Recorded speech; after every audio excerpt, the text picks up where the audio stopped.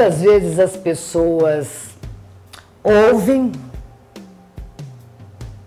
entendem, mas muitas vezes têm uma dificuldade de conseguir trabalhar isso a nível que eu diria talvez cerebral, não sei, de registro. Isto é, você ouviu, entendeu, mas a resposta sai diferente. E existe na fonoaudiologia um exame que vai detectar, que é o processamento auditivo central popular PAC, a sigla PAC, que vai detectar, não é só na criança não, que vai mal na escola, não é só no jovem, no adulto e até no idoso, que não tem, o que eles comentam muito, não existe a decodificação. Esse é o termo usado. Mas para falar desse assunto, a fonoaudióloga Márcia é quem poderá dizer pra gente o que é o processamento auditivo central, Márcia. O popular PAC. Isso, Mafalda. Então, o que é o processamento? É a maneira como o nosso cérebro processa a informação que o meu ouvido recebeu. Então, para a gente poder escutar e entender o que a pessoa disse, eu dependo de vários processos cognitivos, mentais e da própria audição que envolvem a audição, que envolve atenção e memória. Então, por exemplo, se nós estamos num restaurante conversando com várias pessoas e eu quero conversar contigo, eu tenho que ignorar uma orelha do pessoal conversando e ter atenção, focar apenas na sua voz. Então, a gente chama isso de atenção seletiva.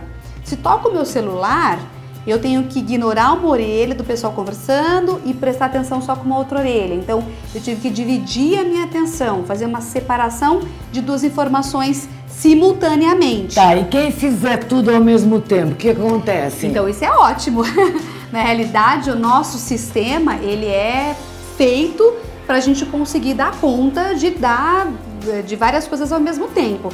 Então, enquanto, por exemplo, a mãe tá lá fazendo a comida, o neném tá chorando, o telefone que toca. E eu uma secretária, por exemplo, né? Então tá no telefone, chegou um paciente para ser atendido, aí o médico quer também falar com ela ao mesmo tempo, mandar um recadinho por MSN, né, interno. Então o nosso sistema ele foi feito para a gente conseguir dar conta dessas habilidades de maneira muito eficiente. A alteração no processamento auditivo central faz com que a pessoa tenha uma dificuldade em executar essas funções. Então ela vai poder normalmente ter uma dificuldade ou de atenção ou de memória. E no caso da criança, como o nosso sistema ele é alfabético e a gente precisa associar o som que a gente ouve com a letra que a gente vê, então se a criança não consegue decodificar com muita eficiência aquele som, então diferença entre FV, PIB, TID, ela pode ter uma dificuldade na leitura e na escrita. Pode haver inversão de números? Pode, então troca de números ou nomes. Então essa questão de memória auditiva também é um outro componente importante. Então, por exemplo, se eu digo assim para o João, nosso cinegrafista ali, vai lá no segundo quarto e na terceira gaveta, pega a camiseta azul que está do lado da vermelha. Eu dei várias informações num curto período de tempo para ele executar aquela informação. Se ele tiver se ele tiver uma dificuldade de memória auditiva, ele vai voltar qual é a gaveta, que cor que era a camiseta, ele não consegue decodificar de maneira completa. Então, para a gente avaliar isso, a gente tem alguns métodos. A audiometria é o exame de base, porque vai avaliar o quanto a pessoa escuta. O quanto eu escuto não é a mesma coisa da qualidade daquilo que eu processo, o como eu escuto. Então, eu preciso primeiramente verificar qual é a quantidade de som que a pessoa detecta, então qual é o mínimo que ele consegue escutar, e depois o exame específico do processamento auditivo vai avaliar como que o meu sistema processa a informação que o meu ouvido recebeu. Então, ele é colocado em situação de escuta difícil. Ele vai escutar duas palavras ao mesmo tempo, tem horas que são com números, horas são com sílabas, tem horas que tem, por exemplo, uma palavra junto com um barulho, um ruído de fundo, porque simula as situações que a gente vive no dia a dia. Uma situação de trânsito, por exemplo, ou como eu falei, shopping, né, onde tem muita gente falando ao mesmo tempo. Então, como é que o indivíduo consegue selecionar a informação mais importante, decodificar, codificar num ambiente que não é o ideal, ou seja, que não é silêncio. Então não é uma simples audiometria. Não é uma Porque audiometria. a audiometria vai só dar parâmetros da audição. Do quanto a pessoa escuta. Tá. Eu escuto Então, X ou Y. Eu ouço bem. Isso. Tá. Agora, O como é você que é o escuta? processo? Como é que é feita a decodificação? Isso. É esse exame que vai dar parâmetros para ver o que precisa ser feito. Exatamente. Tá. E daí? E aí... Teve um problema no processamento auditivo central. O que é feito? É importante fazer também os exames eletrofisiológicos. Para complementar a avaliação do processamento. O que é esse exame? O eletrofisiológico, ele vai avaliar como o som está chegando. Se existe uma alteração fisiológica daquele sistema. Então, não é a quantidade de som, mas é o como eu estou entendendo. E aí, se der alterado os eletrofisiológicos, aí fecha o quadro do processamento auditivo e que em muitos casos, Mafalda, pode estar correlacionado com outras alterações, como por exemplo, alteração de déficit de atenção e hiperatividade, dislexia, no caso do adulto, né, ou no idoso, questões de demências, Alzheimer, então isso pode estar correlacionado. Detectou, o que a gente faz? A gente treina aquele ouvido. Então a gente faz um treinamento da audição associado com linguagem depois, né? Porque depois é a mesma coisa, eu costumo dizer assim, é como um jogador de futebol. Para ser um bom jogador de futebol, tem que treinar o futebol. Mas antes de treinar o futebol, o indivíduo tem que ter uma boa condição física. Então ele tem que ter um bom alongamento, uma boa condição cardiorrespiratória para conseguir dar conta do treino. Porque senão ele não tem uma condição ideal para treinar. Então, o fato, por exemplo, do jogador treinar musculação, por exemplo, fazer corrida, é um pré-requisito para ele treinar bem o futebol. Mas só o fato dele fazer musculação não o torna um bom jogador de futebol. Então, as habilidades do processamento auditivo é essa musculação para que o indivíduo, no dia a dia dele de aprendizagem, a criança, no caso, na escola, o adulto nas suas atividades profissionais, consiga exercer de forma plena e eficiente essas habilidades. Então, se eu não tenho as habilidades, como que eu vou ter um bom desempenho? E pode ser unilateral ou é sempre bilateral? Então, a gente não fala em unibilateral. Por quê? Porque a gente está falando em conexões cerebrais. Então, são cruzamentos que acontecem no cérebro que independem da quantidade de som que eu estou escutando numa orelha ou em outra. Então, é claro que na avaliação do processamento, a gente verifica qual orelha tem mais vantagem do que a outra. E isso é importante para fechar o diagnóstico para saber se o problema é de um lado do hemisfério ou do outro lado do hemisfério cerebral. Ah, tá. Mas é diferente em termos de quantidade de som. Então não é muito em questão de se a minha orelha é pior ou melhor é essa ou aquela. É como é que são esses cruzamentos a nível cerebral. A partir daí, teve o diagnóstico. Vai para um tratamento fonoaudiológico, é isso? É, o tratamento ele deve ser integrado assim com vários profissionais. O tratamento fonoaudiológico é um deles. Porque o exame é uma coisa. Isso. Detectar é o exame que é feito. Isso. Aqui com audiometria, o eletrofisiológico que você falou. Isso. Aí daí vai para um outro profissional que vai cuidar. Como é que é? Isso. E normalmente também outros profissionais estão envolvidos, então em muitos casos o otorrino, o neurologista, né? Então de repente é um adulto que teve um traumatismo crânioencefálico e ele refere assim: depois que eu tive o acidente cerebral, né, o acidente automobilístico, por exemplo, eu não entendo o que as pessoas falam. Eu escuto, mas eu não entendo, né? Então ele teve uma lesão e aí essa lesão resultou numa dificuldade de entendimento de fala. O exame do processamento vai vir alterado, então ele auxilia o médico, no caso, a identificar quais são as habilidades onde ele vai melhor ou pior. Então, nesse caso, o neurologista é fundamental. O AVC. O AVC, doenças demenciais, né? No caso da criança, o neuropediatra, o neuropsicólogo, o psicopedagogo. Então, assim, é uma equipe multiprofissional mesmo. Então, detectando o problema, a gente tem que verificar por que essa alteração está acontecendo. Então, é fisiológico, existe uma lesão, ou é só funcional.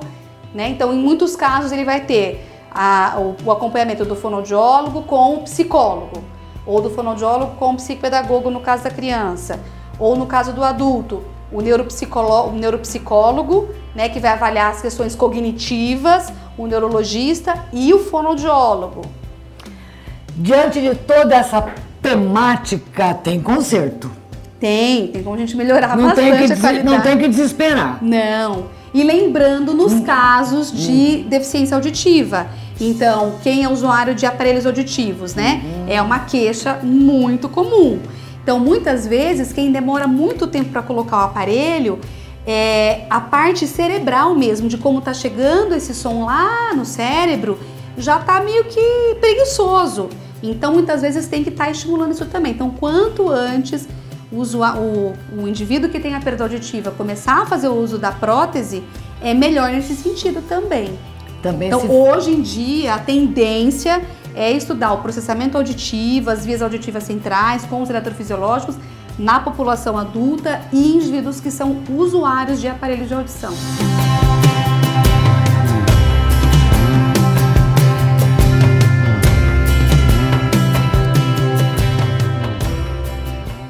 O prazer da boa mesa está aqui. Tomatos, sua nova opção de almoço no centro, de segunda a sexta. Delicioso buffet com saladas, legumes, massas, carnes, guarnições e muito mais.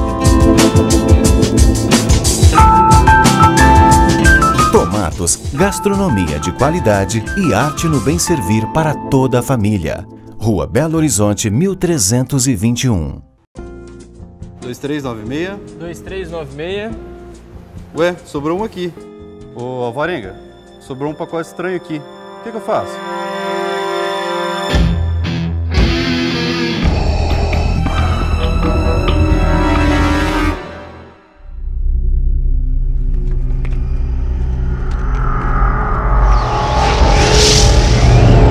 Acesse medsmartanglo.com.br e saiba mais.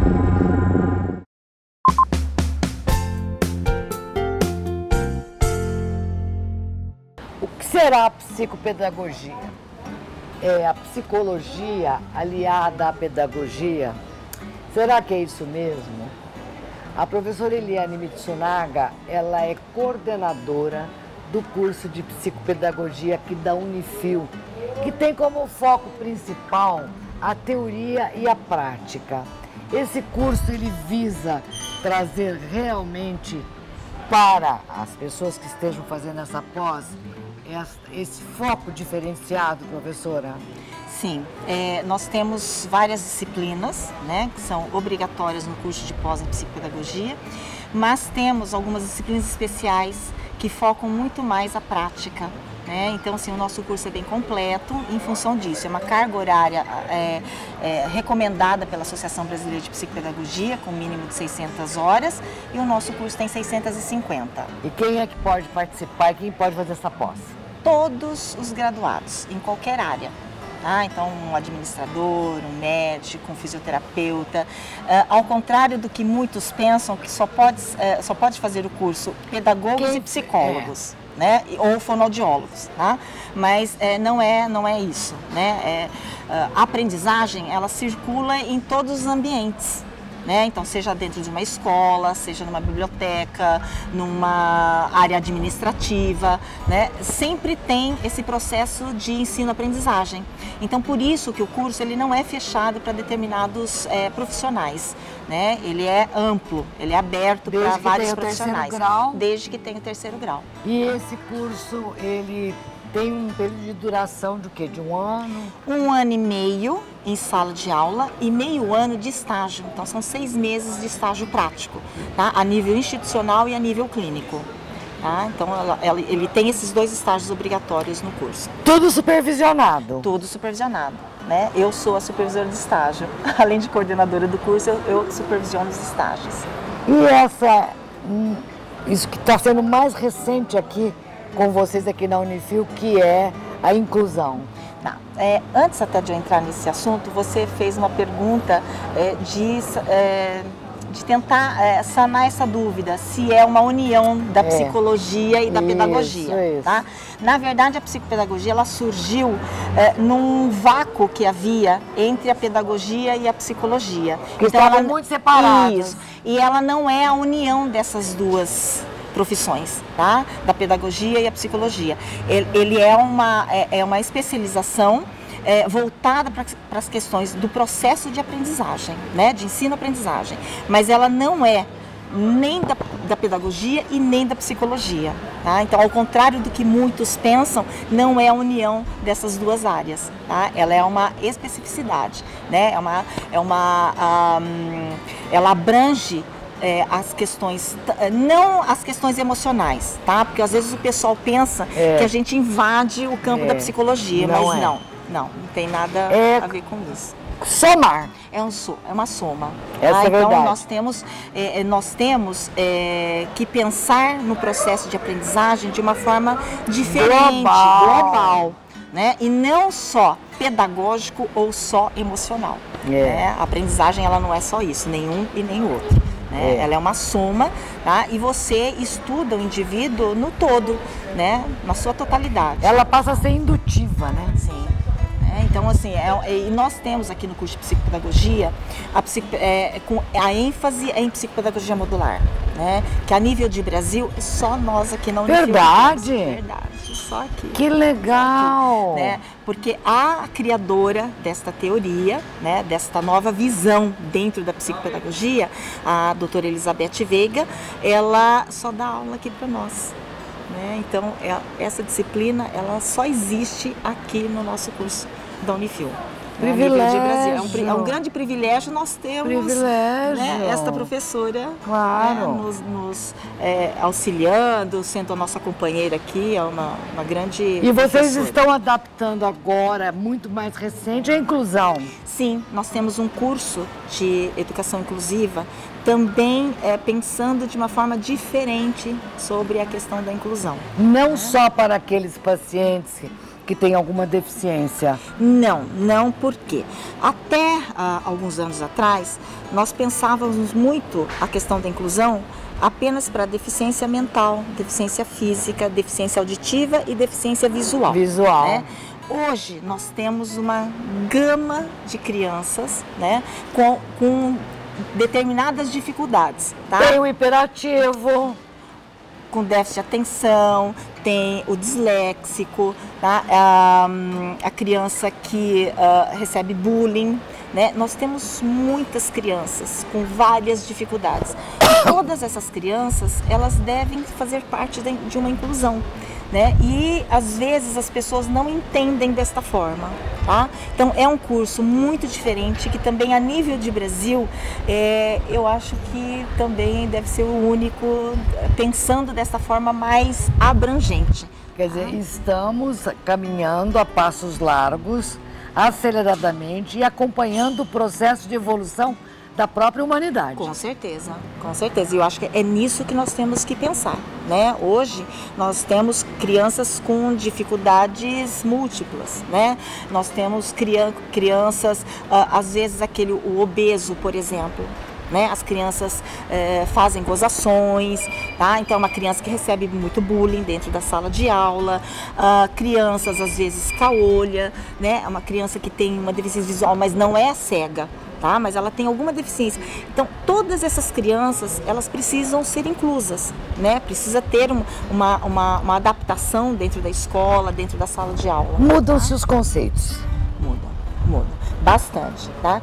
Tanto que este curso foi numa conversa com uma das professoras do curso de psicopedagogia, que é a Isabel Parolin, é muito conhecida a nível de Brasil, né, internacionalmente também, e conversando com ela sobre um livro que ela escreve sobre a inclusão, tá? Conversando, ela falou: nossa, dá um curso de pós. Eu falei, realmente dá um curso de pós, essa nossa conversa, né? E foi aí que surgiu essa ideia. Então, com o auxílio dela, nós montamos um curso assim bem completo mesmo, né? Inclusive tem aulas com psiquiatra, né? Além de neurologia, do neurologista.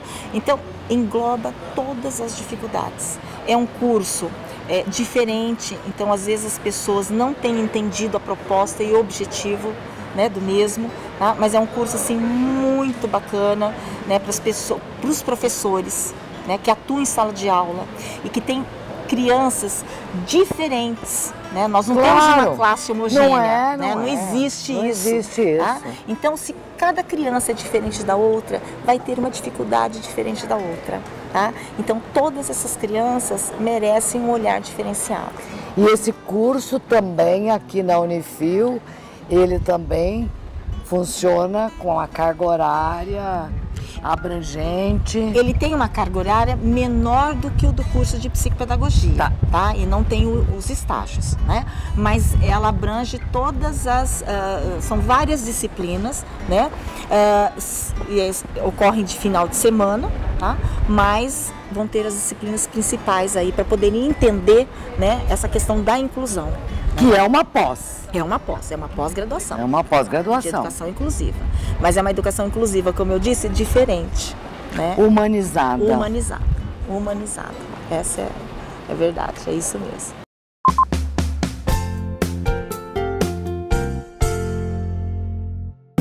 Não acredito em engenheiros de ROI, pré-teste, quantis, na ideia fácil, nem em crowdsourcing consumer generated content. Não acredito em propaganda nova, nem na moderna, tampouco na de antigamente.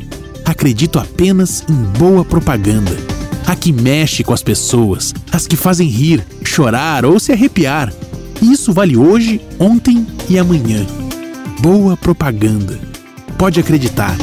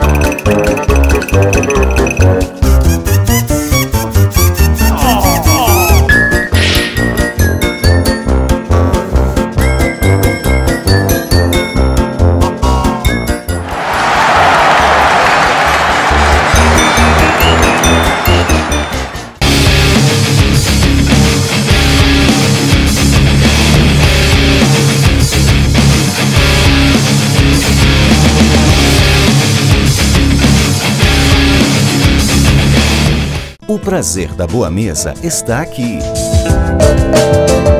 Tomatos, sua nova opção de almoço no centro de segunda a sexta. Delicioso buffet com saladas, legumes, massas, carnes, guarnições e muito mais. Tomatos, gastronomia de qualidade e arte no bem servir para toda a família. Rua Belo Horizonte, 1321. 2396. 2396. Ué, sobrou um aqui. Ô, Alvarenga, sobrou um pacote estranho aqui. O que eu faço?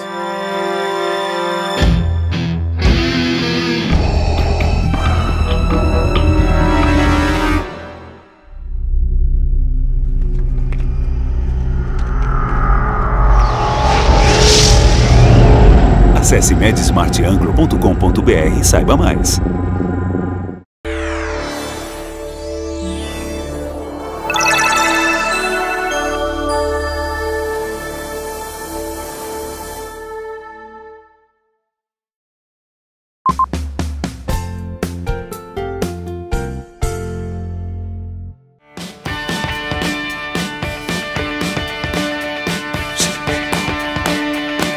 Olha, eu me lembro dele quando era pequeno, porque ele e o irmão Rony, eles iam no meu programa, foram em casa várias vezes tocar violinos.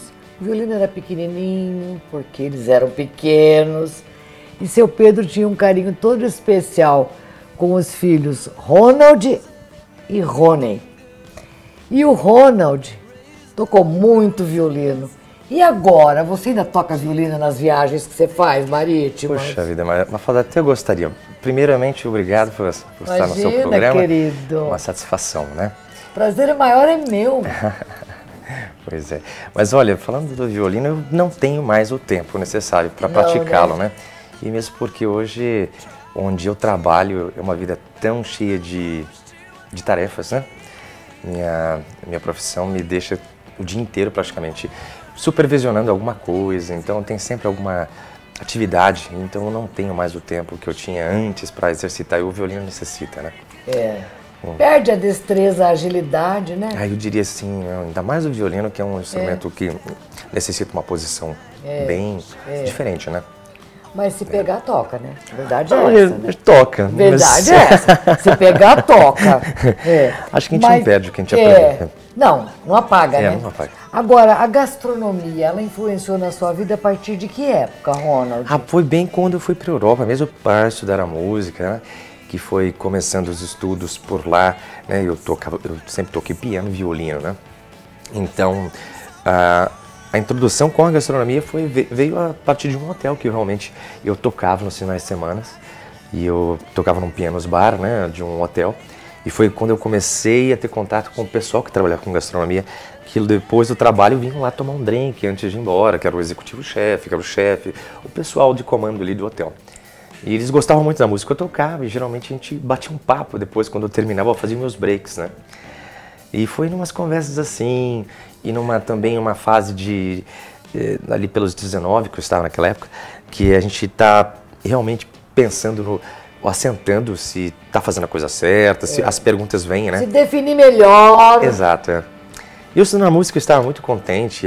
Em casa a gente teve uma orientação muito legal que meus pais deram para nós, né? E eu sou grato até hoje por ter estudado a música, porque ela me ajudou e vive me ajudando até hoje, né? Abriu horizontes.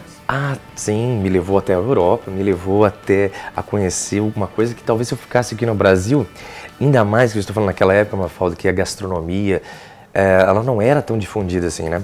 Então, para começo, eu fiz hotelaria, onde eu estudei, porque depois de uma decisão que eu tive naquela época, de parar os estudos de música, né, de realmente escolher uma outra área para aprender algo, começar com a hotelaria foi mais fácil porque tinha um leque. E dentro da hotelaria eu fiz várias etapas no hotel, treinamentos mesmo, né, de acordo com o que era preciso para o curso. E foi na cozinha que quando eu parei eu tive realmente um brilho, né.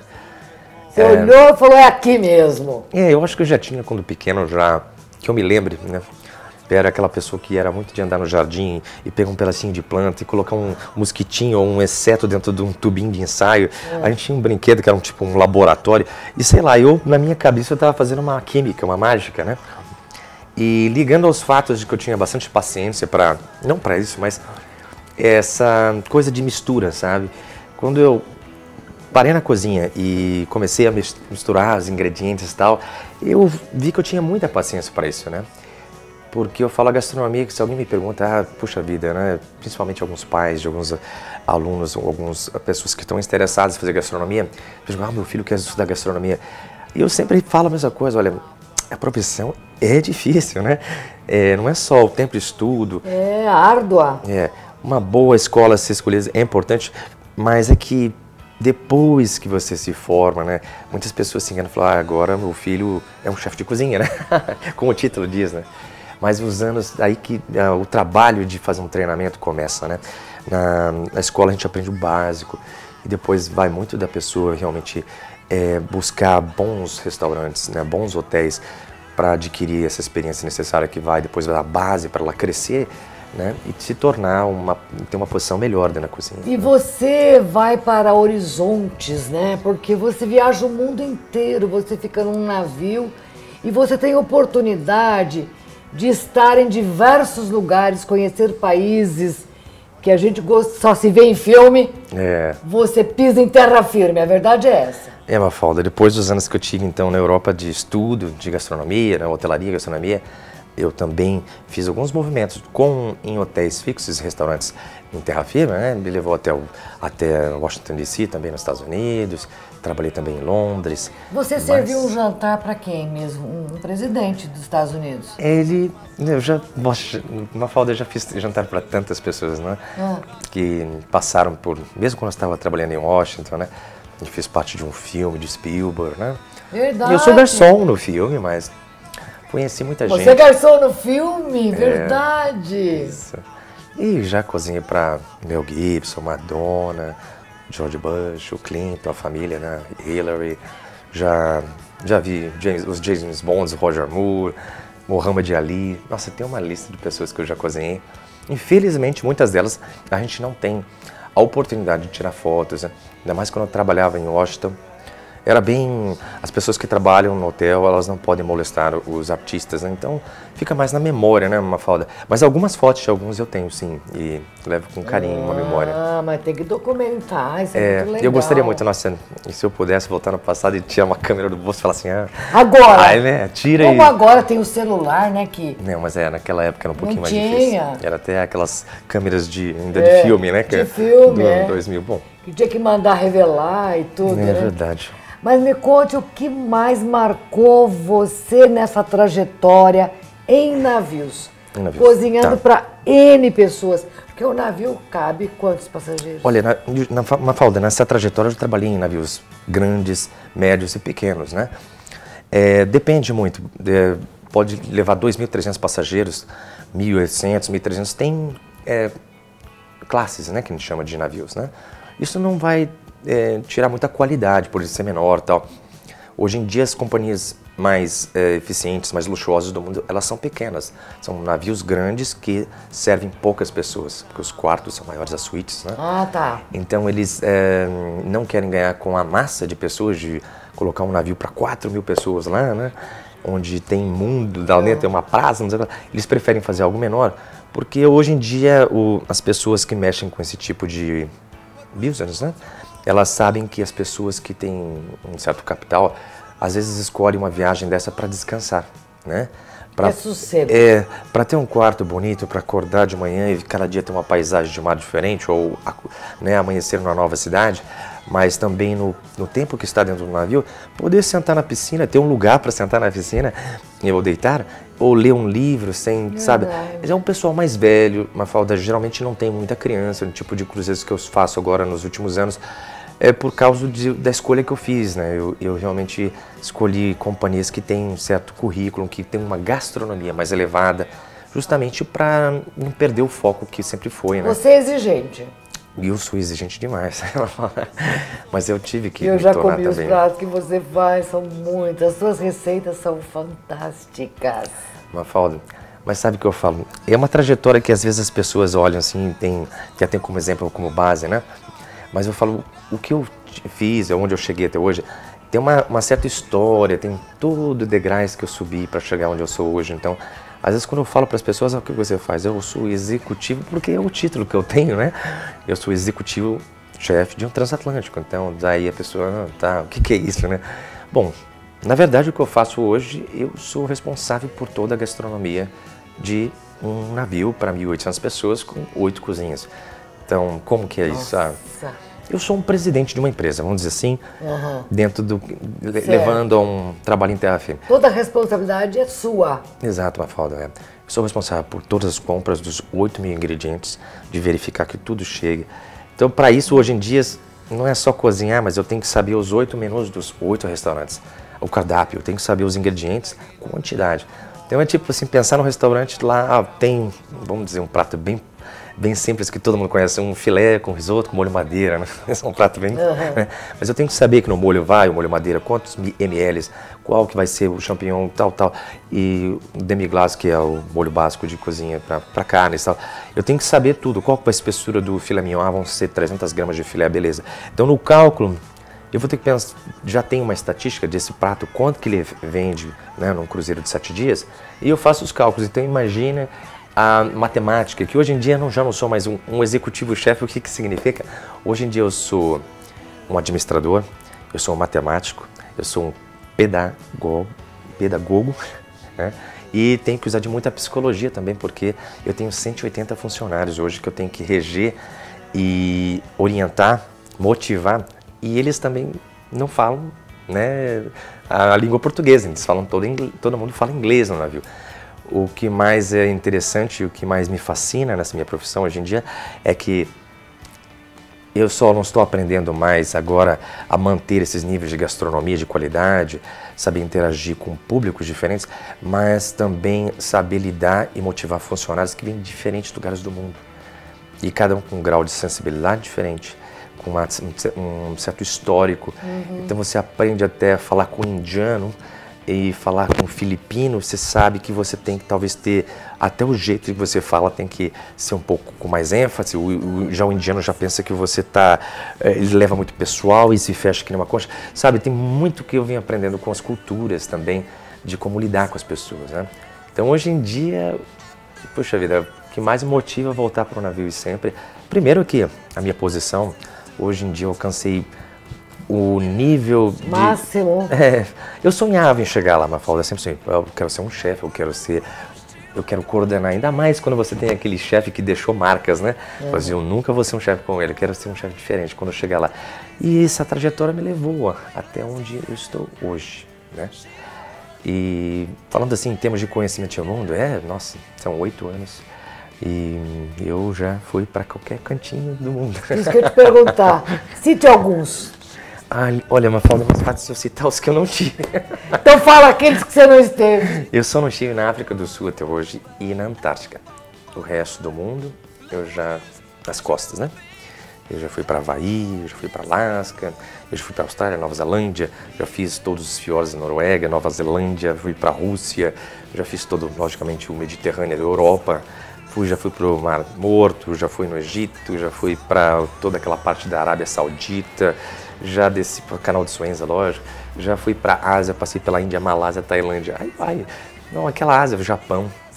Então, agora também completei um outro quadro que eu não tinha, que era falar da América Latina, que eu vim para o Brasil, sim, mas eu fiz o outro lado da América do Sul, que foi descer a América do Sul até Galápagos, lá embaixo, que eu ainda não tinha feito essa trajetória. Agora fez. Então, agora fez. Agora ficou realmente só mais 2 lugares no mundo para botar o pezinho ou realmente navegar. Porque eu falo, às vezes tem lugares, Mafalda, que o tempo não me permite. A gente tá lá, o navio tá atracado na cidade, mas os meus afazeres às vezes não me dão a oportunidade de eu descer. Mas a maioria dos portos, sim. Mas eu não me preocupo, Mafalda, porque eu vivo voltando, né? Então, se hoje eu não vou poder descer, hoje... mas talvez daqui um mês... Exato, Porque meu navio, ele vive, é um world cruise, né? A gente não fica numa certa região fazendo só um círculo, né? Novos passageiros, faz o círculo, volta, desembarca, embarca. Não, nós começamos, eu vou começar agora em Miami o meu contrato e eu vou desembarcar depois de 3 meses em Galápagos de novo, lá embaixo. Eu vou, nessa trajetória, fazer o Caribe, passar pelo Canal do Panamá, subir a Riviera Mexicana, San Diego, São Francisco e até o Alasca. Voltar para São Francisco, ir para o Havaí, voltar para São Francisco e descer a América Norte, Central e do Sul, até lá embaixo. Então, em 3 meses, eu rodo meio mundo, né? Com o navio. Nossa, mas é muito legal, né? E também a diversidade que tem, né? Sim, é verdade. Olha, eu falo, Mafalda, hoje em dia, viajar de navio é a maneira mais inteligente, né? Porque, primeiro que os preços eles ficaram bem melhores para viajar. Verdade. Melhorou bastante, né? Porque antes era só uma camada de elite, né? Que fazia essas viagens com cruzeiros. É que eu falo, o brasileiro, ele vem a conhecer agora, vamos dizer, tá melhorando até para o Brasil, o brasileiro realmente viajar de navio, porque as empresas estão começando a vir mais para cá, né? Ainda tem muita empresa que não vem para o Brasil, América do Sul, por causa de falta de interesse econômicos mesmo, né? Eles preferem, tipo, a minha companhia é sempre 85% do navio é americano. E tem esses outros 15% que são uns pingados de clientes do resto do mundo. Então, o mercado americano ainda domina por causa das ofertas, né? E o povo americano, ele gasta dentro do navio, ele vai no cassino, ele bebe, ele dá gorjeta. Então, para a companhia também... Já é um conceito de vida diferente, né? Exato. Daí eles sofrem, porque quando vêm para o Brasil e querem vender um pacote aqui, não é por falta, querendo agora discriminar o brasileiro, mas é que o brasileiro ele fica bravo, vai cobrar, vai pagar água, né? Mas, né, ele tem um certo... A gente tem já um certo estilo de vida, onde... sendo certas coisas que seria normal colocar uma jarra de água. E desconta. Mas ele está melhorando. Os portos também, alguns portos do Brasil estão tendo algumas certas é um certo investimento, porque a maioria dos portos que a gente para é sempre que nem terminal, que nem um aeroporto, né? E o Brasil ainda sofre que a maioria dos portos aqui, elas são áreas industriais, cargos, né? Então o turista chega, ele tem o cargueiro lá encostado. Eu fico até com vergonha, porque às vezes o estrangeiro chega aqui, ele olha assim, o Brasil é lindo, né? Que eles veem as fotos, tudo Pantanal, Amazonas, mas isso, quando eles chegam em certas cidades, eles não veem absolutamente nada, e é um porto que não é um cargo. Então eu fico até com vergonha, eu falo assim, não, mas isso aqui é só a área aqui, você pegando um táxi, você vai entrar na cidade, você vai ver a beleza da natureza do Brasil. Tento, né? Claro, tem que vender o peixe. É verdade. Ainda mais do nosso país. Bom, agora então você sai novamente e fica 3 meses em alto mar. Isso, Mafalda. Eu tenho um dos menores contratos no navio por causa do meu cargo hoje em dia, né? Que eu estou citando isso porque as pessoas falam, poxa, que legal, o cara vai lá e só trabalha 3 meses, né? São 5 posições no navio que, depois de um tempo, por causa do trabalho em si, a carga horária, logicamente, e as responsabilidades, eu diria que 3 meses, depois de 3 meses, eu estou bem exausto, né? Equivale a 6, né? Normal. É que a gente trabalha bastante, Mafalda. Muito, né? Minha carga horária é tipo começar às 5 da manhã, 6 horas da manhã. Eu vou até um período da tarde, de 1h30, 2, quando os restaurantes estão fechando do almoço. E dependendo da circunstância, né? Se estamos em alto mar é diferente. Mas eu tenho umas 2 horas que eu posso repousar um pouco, descansar um pouco. Depois já vem o jantar. E depois, ali pelas 4, eu já estou de novo na cozinha e vai até uns 11h30, meia-noite. Então esse dia a dia cansa você bastante. Fora que quando eu estou por lá, eu tenho que fazer a rota de visitar esses 8 restaurantes durante diferentes períodos. E eu trabalho no meu escritório, que é responder muito e-mail, ver muitas projeções de próximos futuros, essas coisas que eu estava falando de encomendas, né, dos produtos. É lógico que tem toda uma logística por trás e tem muita gente que me ajuda a fazer o meu trabalho, mas se der alguma coisa errada, eu sou a primeira pessoa a responder por isso, né? Na tua cabeça, né? Então você fica com uma pressão bem grande sobre você, né, a respeito de como aquilo lá funciona, e tem que estar bem por dentro, tem que estar bem com os olhos abertos, né?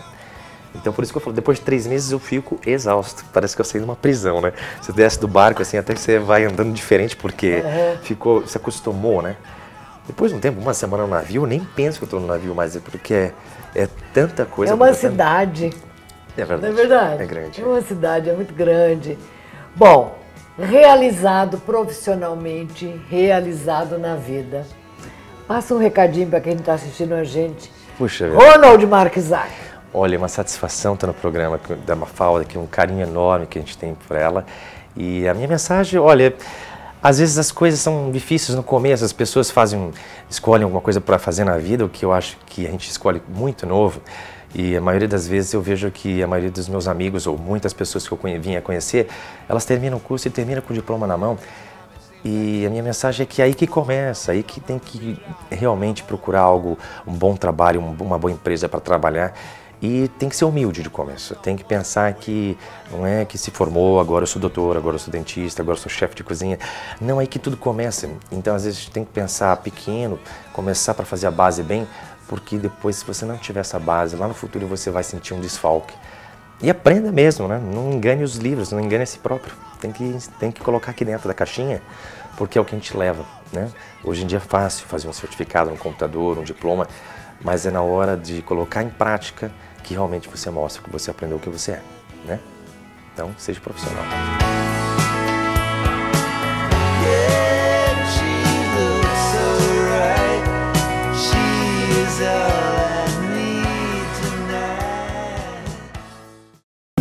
Não acredito em engenheiros de ROI, pré-teste, quantes, na ideia fácil, nem em crowdsourcing consumer generated content. Não acredito em propaganda nova, nem na moderna, tampouco na de antigamente. Acredito apenas em boa propaganda.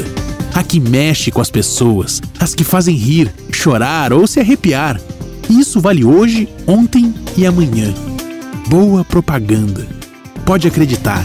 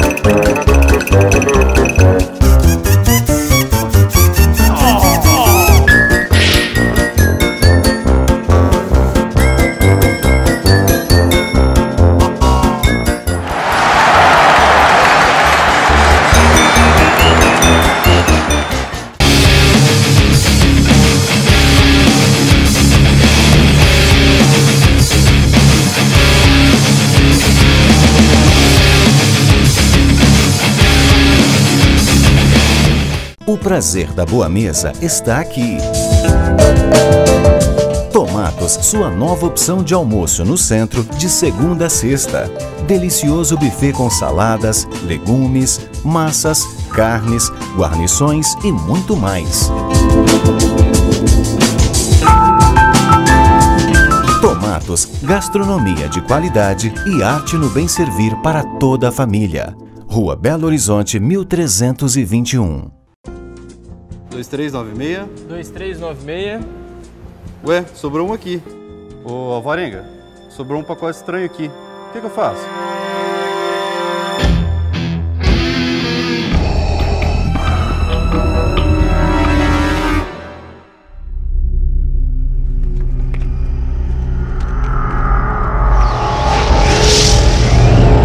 Acesse medsmartanglo.com.br e saiba mais.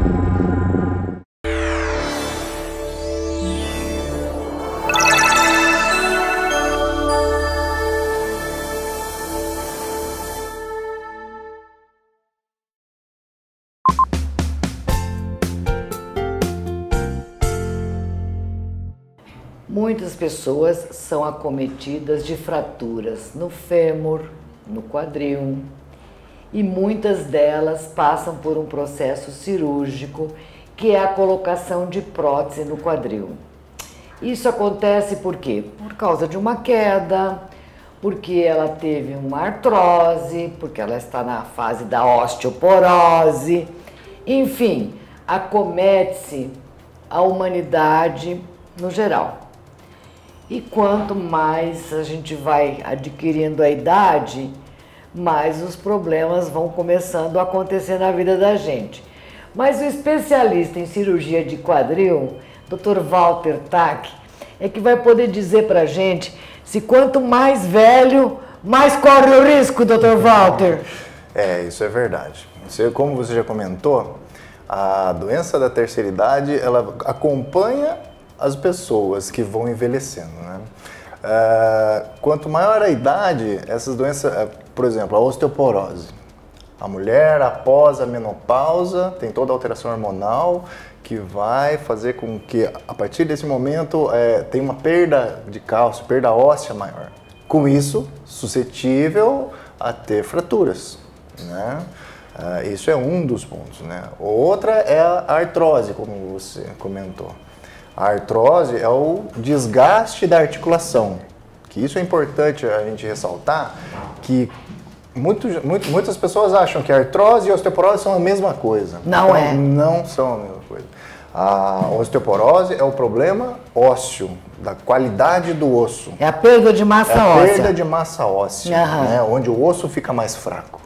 Agora, a artrose é o problema articular, né? Então, como nós estamos falando da artrose do quadril, é um desgaste da articulação do quadril, onde a pessoa perde-se a cartilagem e começa aí ter um desgaste e fazer raspar o famoso osso com osso, né? Onde a pessoa... Aquela fricção que vai tendo. Isso, ele perde o movimento e começa a ter dor e começa a ter limitação da sua atividade do dia a dia e muita dor. E essa artrose, ela pode acometer o paciente mais jovem. Sim, sim.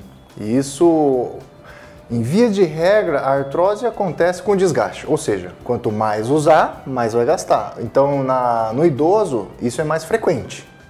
Só que hoje, infelizmente, nós temos já pacientes jovens onde tem uma demanda muito grande, ou que já sofreram trauma, ou já tem uma predisposição a ter esse desgaste, a pessoa é acometida. Um exemplo bem claro e bem recente é o Guga. O Guga. O Guga, praticamente jovem. tenista, jovem, e hoje ele está com uma prótese de quadril. Bom, aqui nós temos um quadril. Isso. Tá. Então, esse desgaste, a artrose, ela começa a acontecer aqui. Isso, nessa área aqui, onde o quadril normalmente ele faz um movimento, né, onde nós temos o movimento do quadril, e o que acontece? Começa a perder-se essa cartilagem, tanto na parte da bacia, quanto na parte do fêmur. É onde a pessoa já perde o movimento e começa a ter um quadril mais rígido e doloroso. Então, essa região é a região onde se ocorre o desgaste e que a pessoa fala, tem uma artrose de quadril, é aqui. Tá? E pode acontecer nos dois lados? Pode. Pode acontecer? Pode acontecer bilateral, tá? Não tem como prever, né? Mas uma pessoa que tem já é propensa, até geneticamente, de ter um desgaste de um lado, ele pode ocorrer do outro lado também.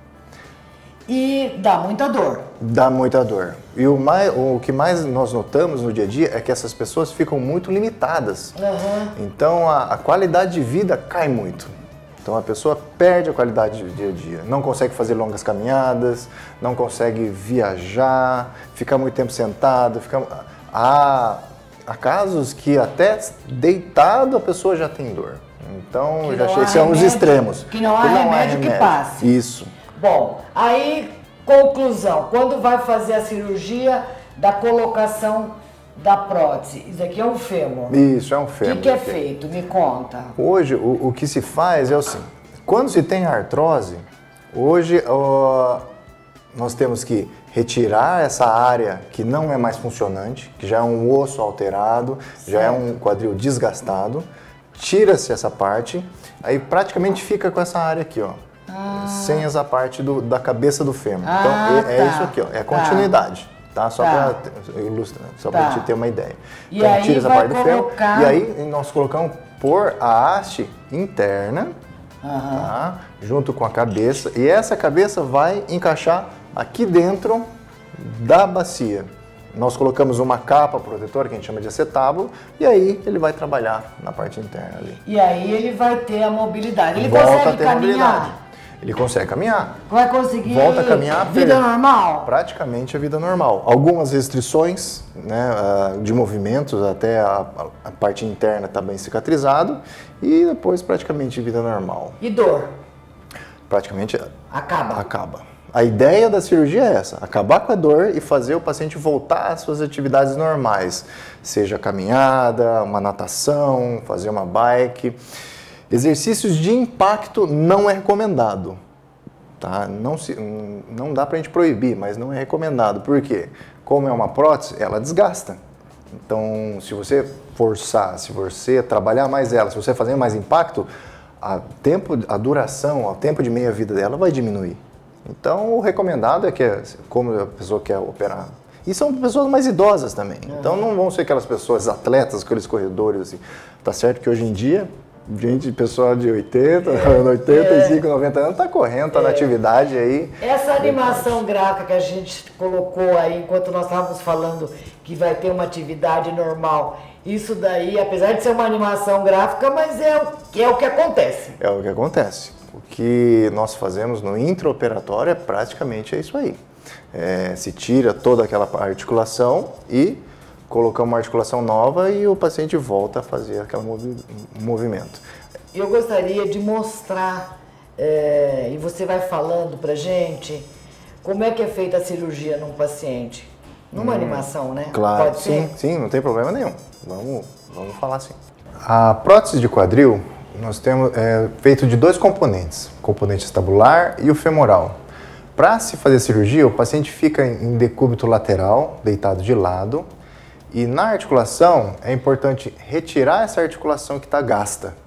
Então se tira a parte da cabeça do fêmur e na parte da bacia, onde tem o acetábulo, que é essa copa, ele normalmente fica desgastado. Então tem que se limpar todo o desgaste, todas as imperfeições que tem, nesse acetábulo e colocamos uma cúpula protetora, que é o componente acetabular.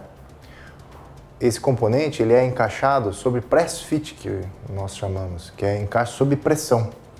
E essa pressão, ele dá a primeira pega. E na parte interna vai a parte de que pode ser de polietileno ou de cerâmica. É aí que vai a cabeça do fêmur. Na parte externa, onde vai encaixado no acetábulo, ele é feito com poros, um jateado metálico, onde engana o trabeculado ósseo. E é aí que está a tecnologia. O osso cresce na prótese. E na parte femoral, se prepara a parte do fêmur, principalmente o canal, a prótese é colocada dentro do canal femoral, onde as pessoas chamam de tutano no popular. Aí encaixa a haste, encaixa a cabeça do fêmur e depois de tudo pronto, recoloca-se a cabeça do fêmur, encaixando na parte de cima do acetábulo.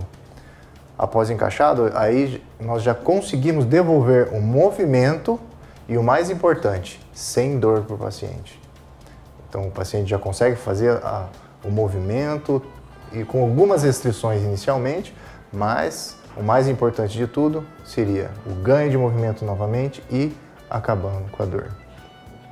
Então, praticamente é importante sim, observar também na hora de fazer a prótese o tamanho dos membros, que muitas vezes a pessoa que já vem com desgaste vem com uma artrose e com um encurtamento do membro, então é importante nivelar o tamanho dos membros e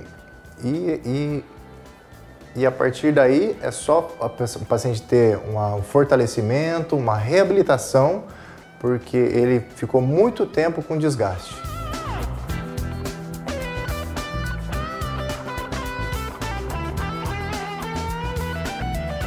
Qual é o período ou em que período de recuperação o paciente volta a ter atividade normal?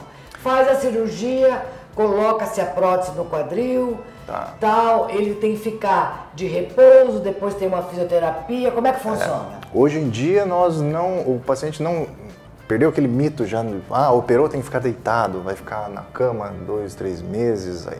Hoje não, hoje operou, fez a prótese de quadril, segundo, terceiro dia já está sentado, já está movimentando, a fisioterapia já está fazendo no intra-hospitalar, fazendo já atividades físicas já vai poder caminhar com um andador, com apoio, não vai soltar todo o peso, porque como a gente viu no vídeo, a prótese, o osso vai crescer na prótese. Então tem um período... Tem um time. Isso, é o time do osso crescer e fazer essa consolidação nessa prótese, essa absorção da prótese. Depois que cicatrizou, praticamente é vida normal. Ele vai poder andar. Quer dizer, um mês e meio ele já está andando, já está soltando o peso no corpo, já está aprendendo a andar de novo. E o mais importante, fortalecendo aquela perna que há muito tempo ele já não usava, que estava atrofiado. Não, ele já vem atrofiado. O idoso já tem uma limitação já de atividade. E com a artrose, que quase não movimenta mais, a musculatura fica muito atrofiada. Portanto, a atividade física é muito importante. É muito importante. É importante ter atividade física, principalmente até nesses pacientes, até com artrose, porque a recuperação no pós-operatório é muito melhor. É muito melhor nessa operação quando o paciente faz a cirurgia no pós-operatório. Então, a musculatura forte, com tônus bom, a recuperação é mais rápida. Responde melhor. Responde melhor.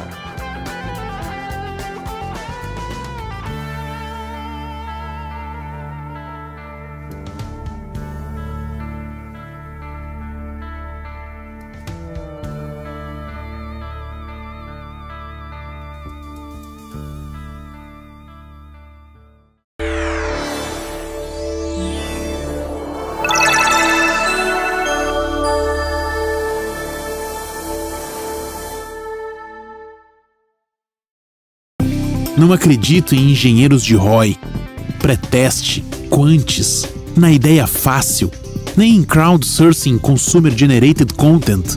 Não acredito em propaganda nova, nem na moderna, tampouco na de antigamente. Acredito apenas em boa propaganda. A que mexe com as pessoas, as que fazem rir, chorar ou se arrepiar. Isso vale hoje, ontem e amanhã. Boa propaganda. Pode acreditar.